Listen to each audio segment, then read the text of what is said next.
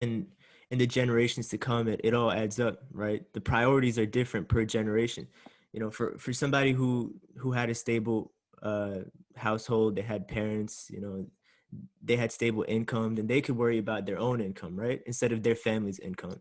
And it changes everything.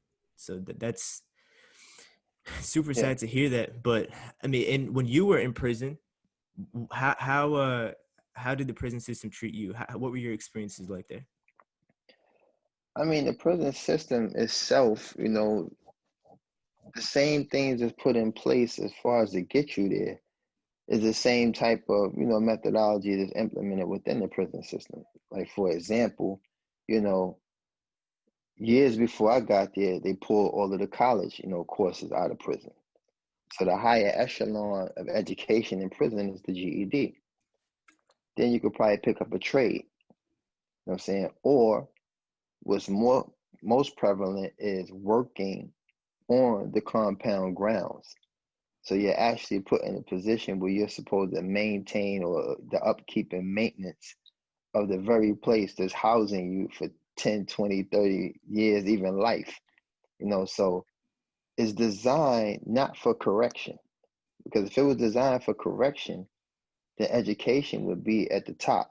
It would be the barometer set for, what method is being used to correct, saying the affairs of the individuals, whether guilty, not guilty, or partially guilty, or whatever the case may be. Once these sentences are handed out, there should be a system, or contingency put in place to help the individual correct his, wrongdoings. But it's not designed that way.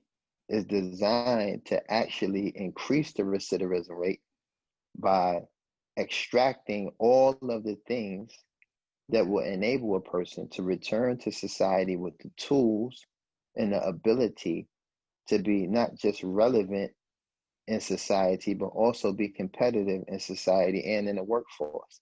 So when you remove those things, it just becomes, it just simultaneously works with the method that's used to warehouse men, and then you create the system for them to return.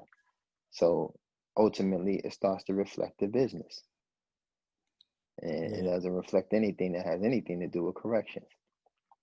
Yeah, it almost in a way criminalizes the people in there. They come back more often, and this isn't really a whole world kind of issue the way it is in the United States, right? Because if you look at some European countries, like I was talking to somebody, they were telling me about Norway, right? They treat the prisoners like people, like humans, and they give them good food, they give them good living, and they come out and they don't go back. But in this case, you know, people who go to prison, the way that they're treated, the things that they have to see, witness, endure, it makes them, uh, it makes them Yeah, harder, right? yeah. So Speaking of Norway, like Norway, the highest sentence that they can give you is 20 years. Where I left in Belgium, you do a third of your time. And just like you said, they have a lot of programs and things put in place to help a person return to society, and pick up as, someone who is, you know, a contributor to society. So, this is the only country on the planet, where 25%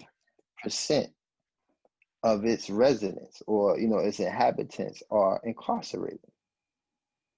So when you look at that, that's something that, that's something that's amazing. You know what I yeah, mean?